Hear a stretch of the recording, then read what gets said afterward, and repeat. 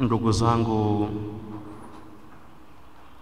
leo tunasherehekea moyo mtakatifu wa Yesu,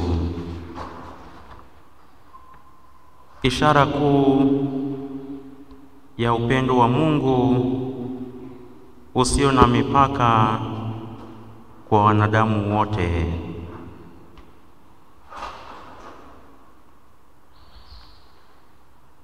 Katika somo la kwanza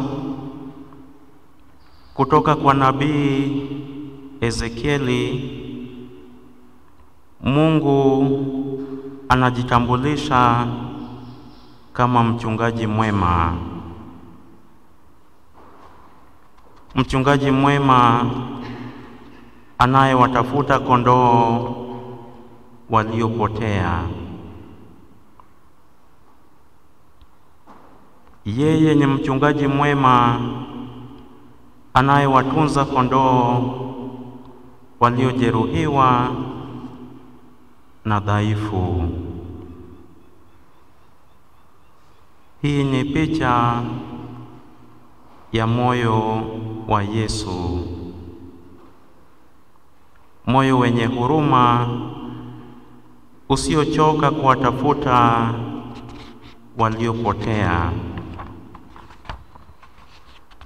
moyo wenye uvumilivu kwa wadhambi, na pia wenye nia ya kuponya mioyo iliyovunjika.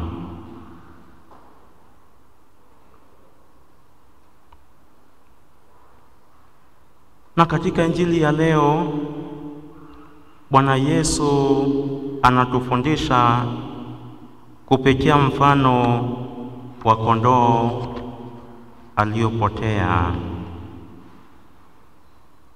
Anatufundisha kwamba moyo wake ni wa huruma na msamaha.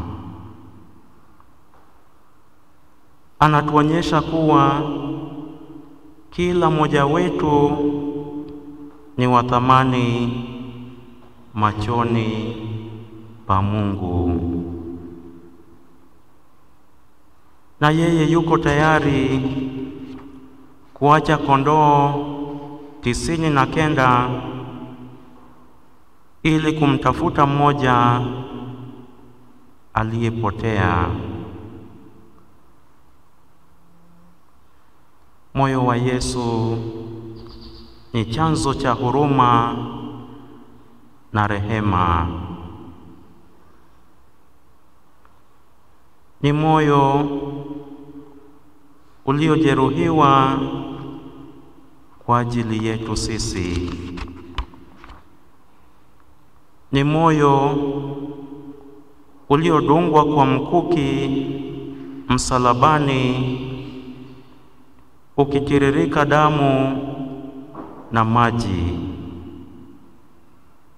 ishara ya sakramenti za kanisa, hasa Ekaristi na ubatizo.